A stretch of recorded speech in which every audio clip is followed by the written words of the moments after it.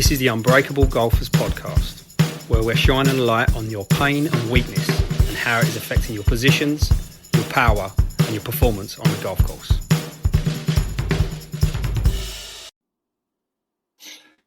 Okay, Tuesday morning, coffee and questions. Got me coffee? Going to jump into the questions that you've got here. A quick look. So first of all, okay, why do the exercises that you do seem to be more than a few seconds and you do them for 60 seconds, etc.? Right. Reason for that is, I say, when it comes to mobility and stability, what we're trying to work on. So you have the joint restriction or you have a tissue restriction. So say, for instance, if your arm doesn't move correctly in more than one plane of motion, so it doesn't move this way all the way, or that way all the way, or that way all the way, or that way all the way, it does more than one, it's most likely the joint that's the issue. If it's just one, so if this is fine, so say for instance, down is fine, flexion is fine, extension is fine, but this external rotation is tight, then it's more tissue. When we do the long, like you hold them for sort of 60 seconds, sort of the 90-90-90 one, or anything like the L5S1 where you put your legs up the wall. What we're trying to do is we're trying to distract the joint and elongate the fascia. So you might think that it's just this muscle here that restricts that, which is obviously what we was told, that's what we're going to treat. But the fascia goes everywhere.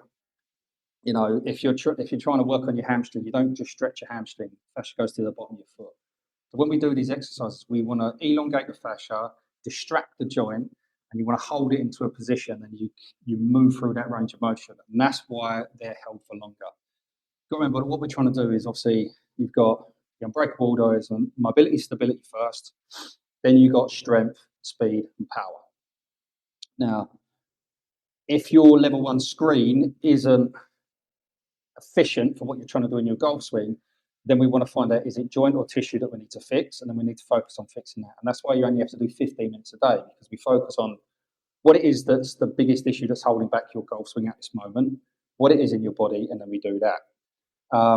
Obviously, if you're doing fitness, so say, for instance, you want to make a muscle bigger, that's when you would work in sets and reps and things like that. So, you do 8 reps and you do 3 sets. Or if you're doing strength, you do 5 reps and you do 5 sets, something along the lines of that. But when it comes to fixing the body, when it comes to rehab, what we want to do is we want to get the joint or the fascia or the, not necessarily body part, but that area that moves. We want to get the movement back. And then that's why when we do the motor pattern learning, it's completely different to anything else that you would do with strength training or power training, because what you want to do is you want to find the right form of that movement.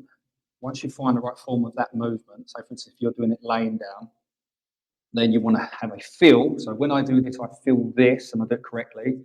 When I do this and I do it wrong, I feel that. And then you want to go through the developmental learning patterns. So you start on your back and then half kneeling, quadruped, then half kneeling and standing. So that's why a lot of the exercises are different. So the ones that you're going to hold for a long time, 30 seconds, 60 seconds, generally they're going to fall under the ability of distracting the joint and stretching the fascia. When we work on the power stuff, obviously your power exercises will be different, because what you're doing is you're trying to do certain action powerfully. So a power exercise wouldn't be a bench press trying to push as hard as you can.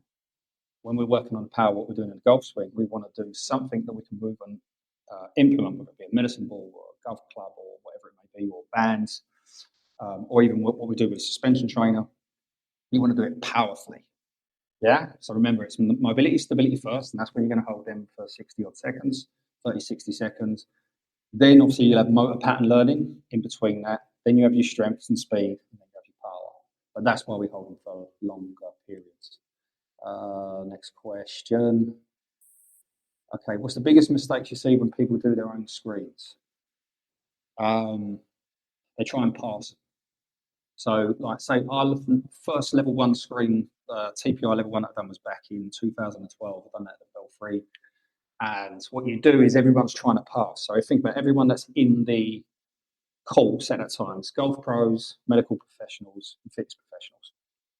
And everyone's trying to pass. The medical people want to pass, the fitness people want to pass, the golf pros want to pass. So you would do a particular movement and you'd be like, it's nearly there. Yeah, you would give it to them. No. What you want to do is, well, no, it's either foul or pass. And then what you do is anything that you're better off saying you fail something and do an exercise that doesn't do anything. You've covered that area, and saying something's passed and you don't have an exercise to fix it or a program to fix it, and then you don't get better. So when golfers send me their screens, they will go, yeah, I've passed this, I've passed that, and then they won't notice certain things. So, well, you've done your external rotation on your arm, but you've leant back because you're trying to pass the test rather than chest the movement. That's the one thing I notice more about when people send me their screens online. Toe touch. Why do we assess toe touch when you don't do it in your swing? Right. So let's go to the data first of all. If someone early extends, so if their hips move closer to the ball on the backswing or the downswing, so you go into the backswing, your hips move closer to the ball, or as you come into your downswing, your hips move closer to the ball.